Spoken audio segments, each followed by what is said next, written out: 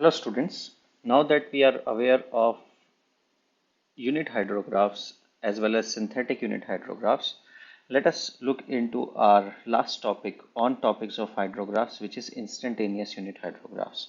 So far we have learned that as the duration of unit hydrograph changes, because here we have fixed the depth, so that would mean that if we could have duration d1 over which this 1 centimeter of precipitation is happening, or we can have a depth of d2 over which this 1 centimeter of precipitation is happening, and it is evident that in this case d2 is less than d1.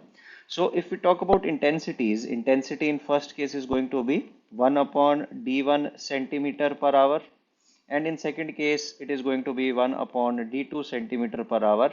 And since d2 is less than d1, intensity in case 2 is greater than I1. So if we draw the two hydrographs, one shown in blue color corresponding to our case 1 and another shown in brown color corresponding to case 2, we would see that in one case this would be more skewed. Wherever intensity is higher, peak would be more pronounced, so peak would be higher. I mean, I'm not drawing it to scale, of course, peak higher, and it is more skewed to the left. And if we talk about the limiting case, we can definitely draw a hydrograph for a finite value such that this d2 is very small. And the limiting case of such unit hydrographs of zero duration, they become instantaneous unit hydrograph. And as the name suggests, it is one within almost no time 1 centimeter of precipitation is falling, and that is resulting in some catchment response which we are trying to capture in form of hydrograph, and we are assuming that in that infinitesimally small period of time 1 centimeter of precipitation has fallen. So, and whenever I am using word precipitation, but that by default means effective rainfall. So here in this case, these hydrographs thus obtained are called as instantaneous unit hydrographs. Now the good thing about instantaneous unit hydrographs is that we only need one dimension to understand this, and we can derive the catchment response or QT if we know the unit hydrograph and if we know the variation in precipitation intensity with respect to time. So let us try to understand this with help of an example. So if this is a variation in precipitation intensity over a catchment with respect to time, let us consider an infinitesimally small strip at distance tau from the origin such that width of this strip is del tau, and the value, average value of instant amount of precipitation that is happening here is given by I tau. Now, if we have to tell the total depth of precipitation that has fallen because of this intensity average I tau happening over duration of del tau, it should be as simple as that intensity should be multiplied by the del tau. So this is one thing that we will keep in mind. Now let us say that we know that if this small amount of in this small amount of time an instantaneous precipitation happens, we know the response of catchment in terms of instantaneous unit hydrograph. So our unit hydrograph is going to look something like this, and we say that this is our IUH, and since this is lagged by time tau, these ordinates would be represented by u times t minus tau, such that when t minus tau is less than 0, all the values of this unit hydrograph would be taken as 0, and after precipitation events cease to exist, let us say this precipitation ends at time t, again this would go towards 0. So this becomes our response of the catchment because of this impulse of precipitation event that happened over a smaller duration such that del t tends to 0. Now you can apply the similar analogy here and say that because of this small strip again, we would have another response hydrograph if it is lagged by some other time, let us say again tau 1. So this would be u into t minus tau 1 and so on. So if we are interested to understand that what are the ordinates of resulting flood DRH we are going to get, you can clearly see that by definition it has to be summation of these hydrographs, summation of the ordinates of this IUH, because we are still assuming that this principle of superposition would apply and linearity holds true. And also we are assuming that hypothesis of that our hydrographs, even instantaneous unit hydrographs, are time invariant. That's why they are not changing with respect to time, even if you are progressing ahead in terms of precipitation. So you clearly see that if we have to quantify it, since we are dealing in continuum domain, this can be represented as integration from 0 to t. We have the ordinates of our instantaneous unit hydrograph u of t minus tau multiply by I tau, and this is multiplied again by d tau because this represents the depth of precipitation, and we know that to obtain the ordinates of DRH we multiply the unit hydrograph by the total depth of precipitation thus obtained.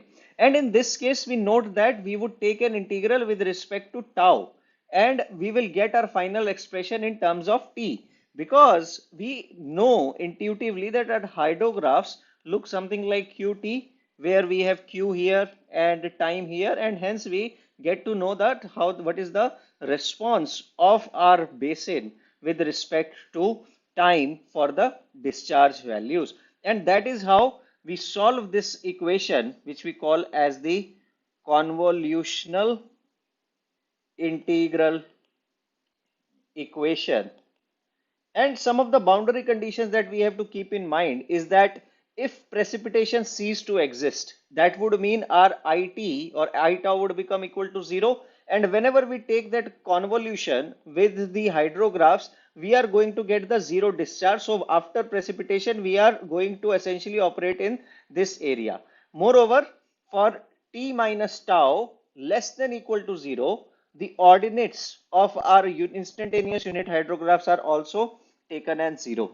And if we are talking about a catchment which has a total area of, let us say, 1 kilometer square, in that case we can easily relate that integration of t minus tau d tau should be equal to 1 if we are going from 0 to infinity, because by definition this is unit hydrograph, and if area is also 1 kilometer square or 1 meter square, whatever is a reference unit, we are essentially talking about 1 centimeter of depth of precipitation by definition. Now an important question arises that this convolution equation appears tricky to solve.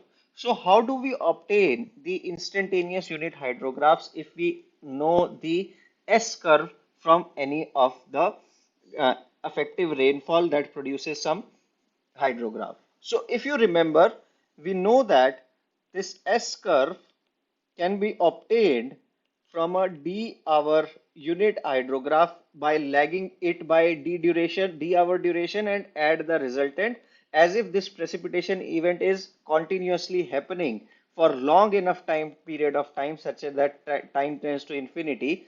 And this again represents that the average intensity of precipitation is 1 centimeter. If you remember, this would happen over n hours.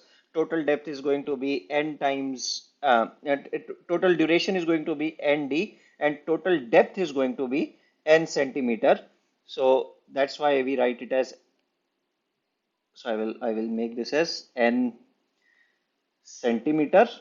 So this is summation of n such events. So average duration comes out to be, average intensity comes out to be 1 by d centimeter.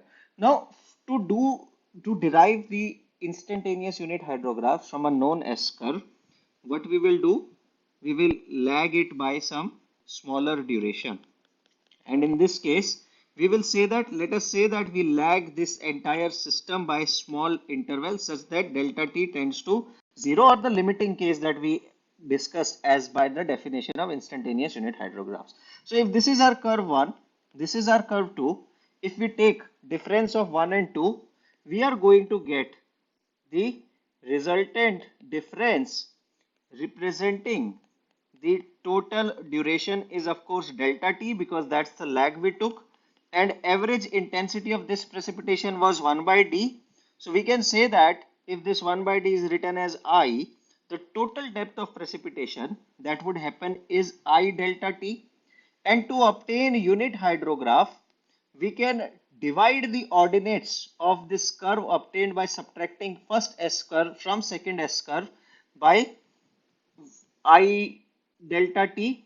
So if we divide this 1 minus 2 by I delta t, this becomes our instantaneous unit hydrograph by definition. Now let us look at this expression carefully. If this is S1, our second curve is S2, and if we take the difference of S1 minus S2 and dt is small, infinitesimally small interval of time, and this is I, and if you look at this curve for expression carefully, it becomes del s upon del t divided by I. So we can say that the ordinates of instantaneous unit hydrograph, they are proportional to slope of S curve for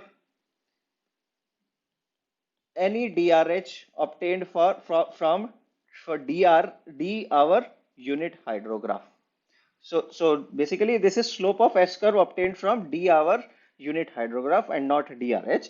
And if we have to remove this constant of proportionality, we introduce the constant in form of the intensity of precipitation that is happening over a period of time.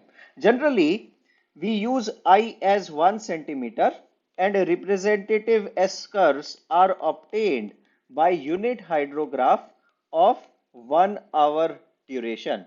And in that case, we directly check the slope of S1 dash minus S2 dash upon del t, and since this intensity is already 1, so S1 dash is the S curve for 1 hour unit hydrograph.